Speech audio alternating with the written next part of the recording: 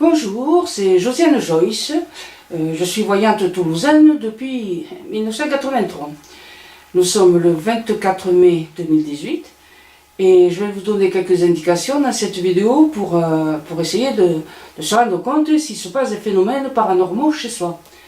J'ai déjà mis un film texte sur ce compte Facebook que j'espère vous irez lire et qui vous explique un petit peu comment ça peut se passer. Alors vous avez déjà lu tous les autres films textes qui disent par exemple un coup de fusil dans ma cuisine, des choses invisibles qui tombent, enfin il se passe sans arrêt des choses chez moi.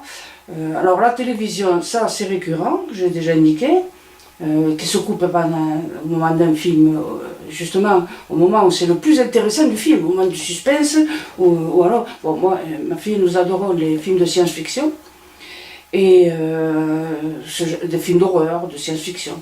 Et bien sûr, il y a toujours des moments là, où on attend la suite de la séquence, parce que parfois elles sont très, très prenantes. Bon, la télé qui s'arrête d'un coup, le film qui se coupe, on n'a pas la suite de la séquence, le temps de rallumer le téléviseur et de revenir sur la chaîne en question, ben, on a déjà mangé presque 1 minute et demie du film et la séquence faramineuse, elle est partie. Tout ça, c'est ce qu'on appelle la télépsychie, c'est-à-dire l'influence de l'esprit sur un objet quelconque. Donc, la télépsychie, chez moi, c'est courant. Donc, en plus, en étant avec ma fille qui, bien que ça ne l'intéressait pas vraiment, ben, par la force, elle est obligée sans s'en rendre compte, son esprit se mêle au mien et sa télépsychie et la mienne font qu'il se passe des choses inimaginables tous les jours, c'est quotidien. Et au moment du film, au moment de la séquence qui va être extravagante ou extraordinaire, là où il y a des effets spéciaux incroyables, bon, la télé s'éteint. Oui, ça arrive souvent. Alors bien sûr, le temps de la rallumer, de revenir sur la chaîne des films, parfois on ne s'en souvient même pas, alors il faut chercher. Donc quand nous reprenons la suite du film, bien sûr, les moments spectaculaires n'y sont pas. Heureusement, dans les films de science-fiction, c'est sans arrêt qu'il y a des séquences extraordinaires. Donc voilà, ça c'est un phénomène courant. Il fut un temps où c'était, comme j'ai déjà mis dans les films test, l'électricité qui nous causait des soucis. Alors là, je ne sais pas trop si c'est l'électricité ou si c'est le téléviseur. Mais on a aussi un problème avec le disque dur. Puisque nous avons un canal satellite et nous avons le disque dur. Donc parfois je télécharge des films de canal à la demande. Et bam, c'est pareil. Pendant le film qui m'intéresse, alors là, il n'y a pas toujours des films fantastiques de science-fiction. Alors je prends des films romantiques, des films de karaté, voilà, Jet Li, Jackie Chan, j'aime beaucoup. Et puis c'est toujours pareil, au moment de la séquence extraordinaire, bam, ça y est, ça s'arrête, ça se coince, ça s'éteint.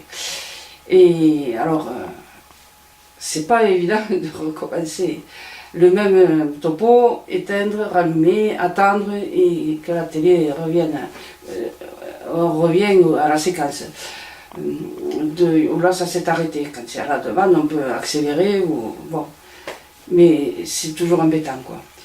Et alors, j'ai déjà dit, ah oui, les choses invisibles qui tombent. Si vous entendez claquer quelque chose chez moi, ne soyez pas étonnés, hein, parce que quand je suis concentré à faire quelque chose, c'est là que les phénomènes paranormaux se produisent. Donc voilà, vous avez compris. Bon, en ce qui me concerne, personnellement, moi et ma fille, ça arrive sans qu'on s'y attend pas, parce qu'on est concentré et puis on ne pense pas du tout à avoir un phénomène paranormal. Mais parfois, ça peut arriver quand je suis moi concentrée en train de faire une vidéo par exemple. Là, je suis toute seule chez moi, ma fille est en vacances, je suis seule, il n'y a que moi. J'ai installé mon caméscope sur la table de la salon avec 3 ou 4 gros bouquins pour pouvoir le surlever et avoir ma tête bien cadrée. Et donc je suis seule, mais là je viens d'entendre claquer un bruit dans la cuisine où je ne suis pas, où il n'y a personne. Bon, voilà. C'était un phénomène en direct, mais vous n'avez aucunement la preuve. Mais enfin, bon, alors, quand on veut des phénomènes paranormaux chez soi, On n'est pas obligé d'être voyant, hein. On n'est pas obligé d'être entraîné à la voyance, au guérisseur ou ce genre de choses. Ça peut arriver. Dernièrement, j'avais une clé qui avait disparu, une très grosse clé. Une de ces clés que ont les personnels administratifs pour ouvrir les boîtes aux lettres, pour mettre un paquet. Bon, moi on me l'a donné parce que je reçois énormément de catalogues, de journaux. Alors pour glisser les catalogues, les journaux, les bouteilles, une par un, dans un petit trou pour les mettre dans le conteneur réservé au papier et au plastique, c'était long. Alors j'ai demandé à ce que l'on m'a proposé la clé et je l'ai accepté avec plaisir. Je tourne la clé, j'ouvre, je fais passer mon sac là, je le secoue et voilà quoi.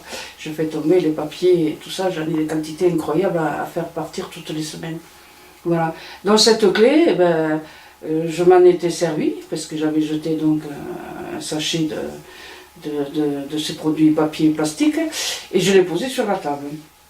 Et quand j'ai voulu la ranger à sa place, je n'ai pas trouvé. Alors j'ai cherché pendant 4 jours. Et tout à coup, je l'ai retrouvé dans le panier des pinces à linge.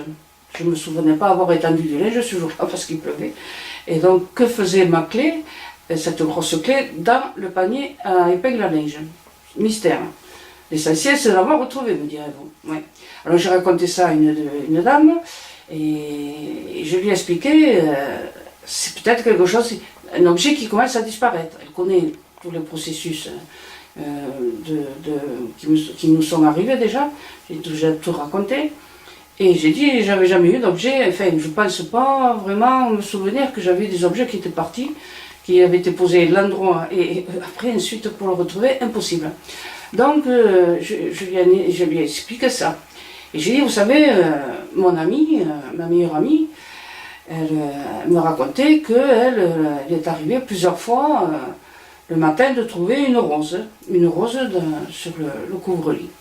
Une rose. Alors pas une rose fleur éclose, hein, une rose qui sent bon, ça les... Non, une rose, comment dire, déshydratée, noire, avec les pétales racornis. Voilà. À de très nombreuses reprises, elle a découvert une rose. Alors ça, c'est pas son mari qui lui faisait un souci, non, pas du tout. Personne ne dort de la maison, puisqu'ils étaient tous les deux. Le mari, quand il dort, il faut un coup de canon pour le réveiller. C'est pas lui qui s'amuse à faire ce genre de choses. Elle n'a jamais eu l'explication, et je suis capable de lui en donner, sauf à lui dire les choses qui me sont arrivées. La dernière fois, on lui a expliqué le bruit qui est tombé, que j'ai déjà raconté, des choses invisibles qui tombent. Alors là, comme on a l'impression que c'était le radiateur, et on n'a jamais su ce que c'était, mais bon, c'était pas le radiateur, puisqu'il est toujours resté à la même place. Donc, c'était juste pour vous indiquer le film test qu'il vous faut aller voir. Et alors, je lui racontais ça. Enfin, ma fille était là, bien évidemment, on lui raconte ça. On dit, on n'a pas compris, on ne sait pas le pourquoi, le comment, de ce grand bruit, de quelque chose qui est tombé, on n'a rien vu. On a cherché, on n'a pas trouvé. Et elle me dit, c'est comme la boîte à musique.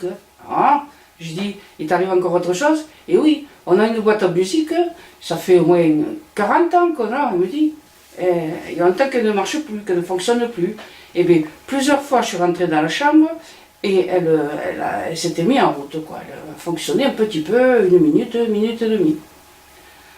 Alors, alors là, il y a peut-être une explication que je ne lui ai pas donnée, hein, mais j'avais regardé, alors il y a fort longtemps à la télévision, une émission où un bonhomme se vantait de faire fonctionner des vieilles montres, hein, des vieux chronomètres, des vieilles montres des grands-pères que beaucoup de familles ont dans la boîte à bijoux. Et un héritage, quoi, comme ça, comme ça. Et alors cet homme avait dit, alors la caméra doit se fixer sur mes yeux, et je vais envoyer des ondes magnifiques dans toute la France, et vous verrez, prenez la moto de grand-père, et elle va se remettre à fonctionner. Et figurez-vous, ça a été fait, ça, hein, la séquence s'est bien passée. Et à la fin du moment où le bonhomme avait envoyé sa fameuse onde mentale, ils ont attendu, et puis il y a eu beaucoup d'appels. au standard. Et beaucoup de gens disaient, formidable, incroyable, la montre de mon grand-père, elle s'est remise à battre, elle s'est remise à teinter, alors qu'elle ne fonctionnait pas depuis 10, 15, 20, 30, 40 ans. Seulement, moi j'avais lu une explication par des sceptiques. Il y a toujours des gens qui... Moi ça m'intéresse les sceptiques, hein, parce que ça me permet de rester les pieds sur terre. Et ces sceptiques, un sceptique avait dit, mais c'est simple, quand vous prenez une vieille montre, quand vous la tenez dans la main, d'une certaine façon, quelque part, vous la réchauffez, et le mécanisme, il est moins grippé, ou alors l'huile se débloque, enfin, se fluidifie, et la montre peut se remettre à fonctionner. Si vous tenez la montre dans la main, elle est réchauffée, et elle peut se mettre à fonctionner quelques secondes, ou même jusqu'à 2 ou 3 minutes. C'est ça l'explication. Donc, je n'ai pas voulu dire à mon ami que sa boîte à musique, elle l'avait peut-être posée, ça fait exprès à un moment donné sur le radiateur. Et puis quand elle s'est déclenchée, parce que la pile s'était réchauffée. Il arrive parfois, c'est une astuce, un truc, quand une pile est morte, au lieu de la jeter, installez-la sur votre radiateur pendant 1 ou 2 heures, et vous verrez peut-être qu'elle refonctionnera. Donc là, on peut avoir une explication. Il faut toujours trouver une explication. Quand vous voyez un phénomène qui se produit chez vous, essayez d'avoir un raisonnement sceptique, c'est-à-dire vous ne croyez pas.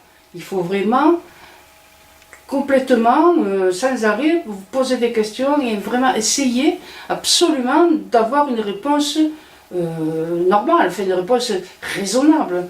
Hein, pas une réponse, le paranormal, il n'est pas n'importe où, hein, ne partez pas dans des considérations incroyables qui font que vous allez vous mettre dans un délire et vous n'en sortirez plus.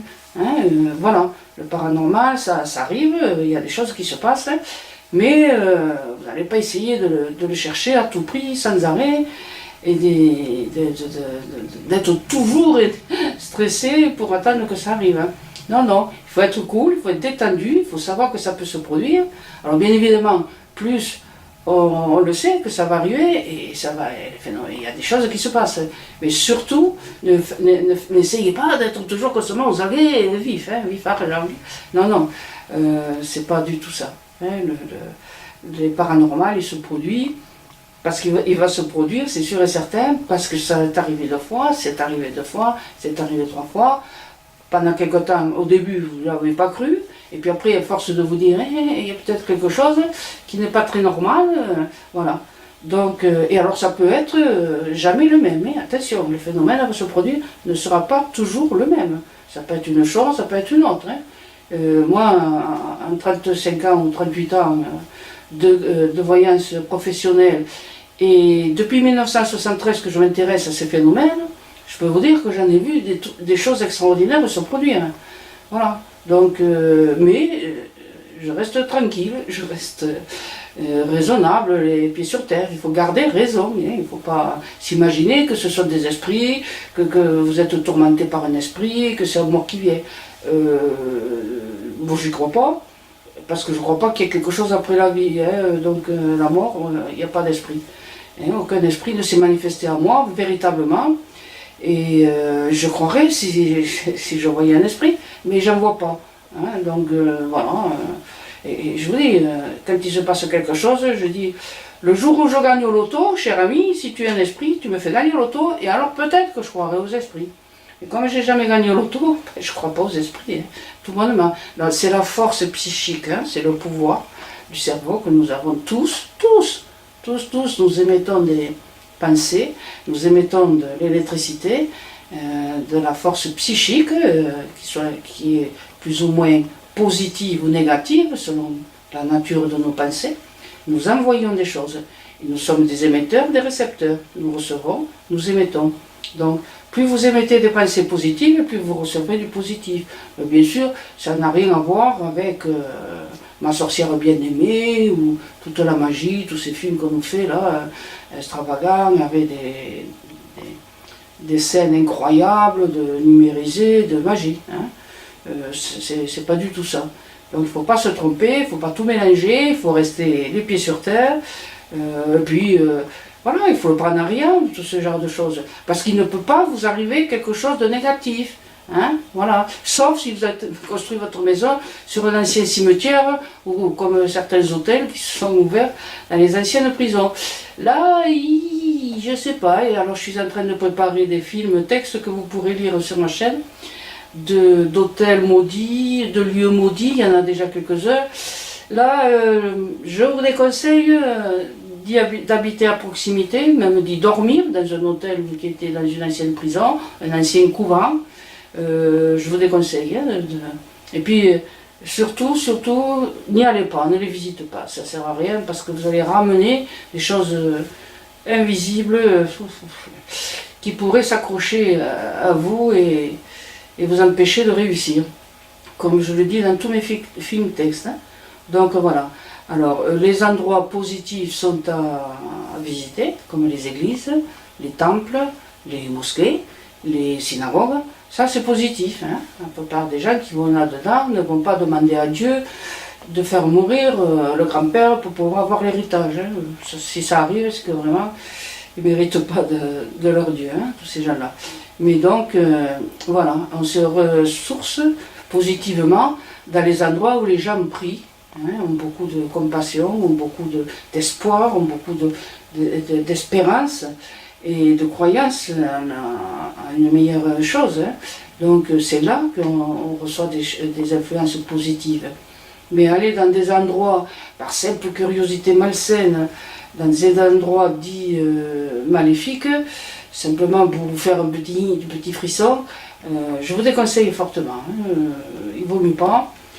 On a bien assez de soucis, on a bien assez de difficultés dans la vie de tous les jours, on a bien assez d'ennuis qui nous viennent par les autres, hein, que d'aller soi-même en rajouter en allant dans des endroits où peuvent s'accrocher des influences mauvaises sur nous.